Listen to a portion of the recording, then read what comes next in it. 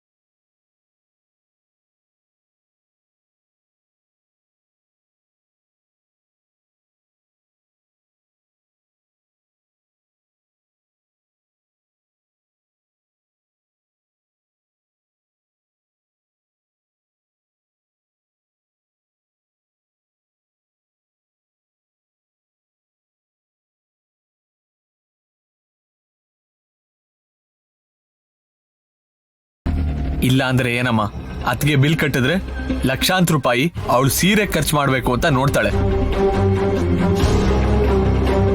ಅವ್ರ ಬಿಲ್ ಅವರೇ ಪೇ ಮಾಡ್ಬೇಕು, ಮೊದ್ಲೇ ಹೇಳ್ತಾ ಇದ್ದೀನಿ.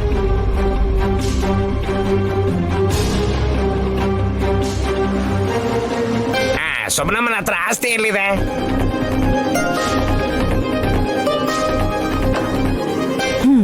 ವಿಕ್ರಾಂತಿಗ್ ಬರೋ ಸ್ಯಾಲ್ರಿಯಲ್ಲೇ ಸೀರೆ ಸಿಗತ್ತೆ ಅಂತಾಯ್ತು.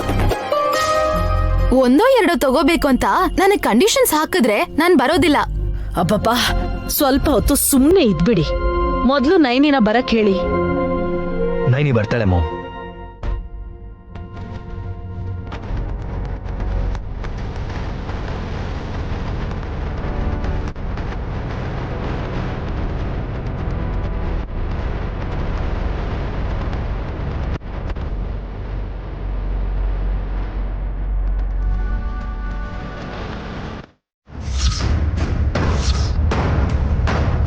ಹಾವಾ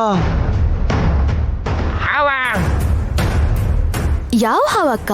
ನಾಗರಾಜನ ದೊಡ್ಡಬೊಟ್ಟಮ್ಮನ? ಅವ್ರಾಗಿದ್ರೆ ನಾನ್ ಗುರ್ತಿಡಿತಾ ಇದ್ದೆ ಅಲ್ವಾ ಸುಮನ? ಇನ್ನೊಂದು ಹಾವು ಏನಾದ್ರು ಬರುತ್ತಾ ಅತ್ಗೆ? ಹಾಗಾದ್ರೆ ಇದು ಮನೆ ಆಗಲ್ಲಮ್ಮ, ಹಾವಿನ ಹೊತ್ತಾಗ ಹೋಗ್ಬಿಡುತ್ತೆ. ನಾವು ಬಟ್ಟೆ ಹಾಕೊಳ್ಳೋ ಬದಲು ಕೈಯಲ್ಲಿ ಬುಟ್ಟಿ ಇಟ್ಕೊಂಡು ನಿಂತ್ಕೊಳ್ಳೋದೇ ಒಳ್ಳೇದು.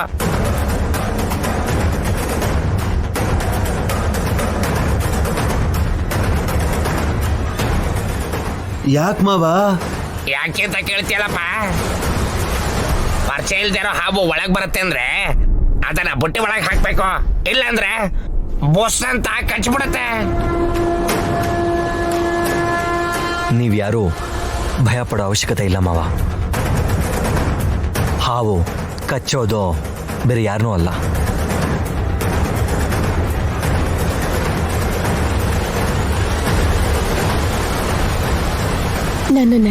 ನನ್ನನ್ನ.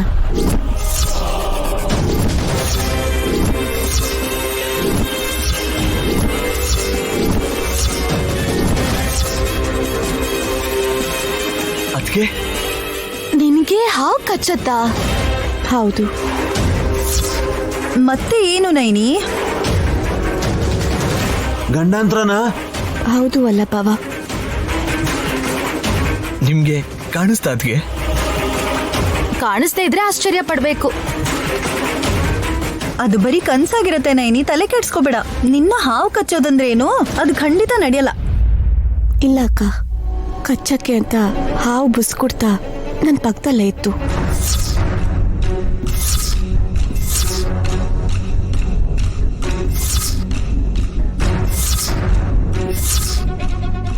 ಅವಳು ಲಂಗ ದಾವಣಿಯಲ್ಲಿದ್ಲಂತೆ. ಆಗ ಹಾವು ಬಂತಂತೆ. ಅವಳ ನೋವನ್ನ ಭಯನ ನೋಡಕ್ಕಾಗ್ದೆ ಹೋಗಿ ನಾನೇ ಅಡ್ರೆಸ್ನ ಹೊಲ್ಸ್ಕೊಂಡು ಬಂದೆ.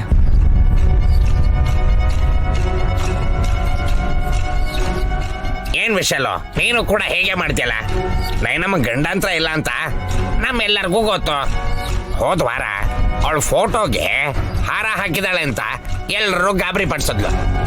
ಅವಳು ಏನೊಂದು ಸೀರೆ ಉಟ್ಕೊಂಡು ಕನ್ನಡಿಯಲ್ಲಿ ಕಾಣಿಸ್ತಾ ಇದ್ದಾಳೆ ಅಂತ ಅದನ್ನು ಹೊಡೆದು ಹಾಕಿ ಜೋರಾಗತ್ಲು. ಕೊನೆಗೆ ಏನಾಯ್ತು, ಗಾಯತ್ರಿ ಪಾಪನೆ ನಮ್ಮನ್ ಮಗಳು ಅಂತ ಗೊತ್ತಾಯ್ತು.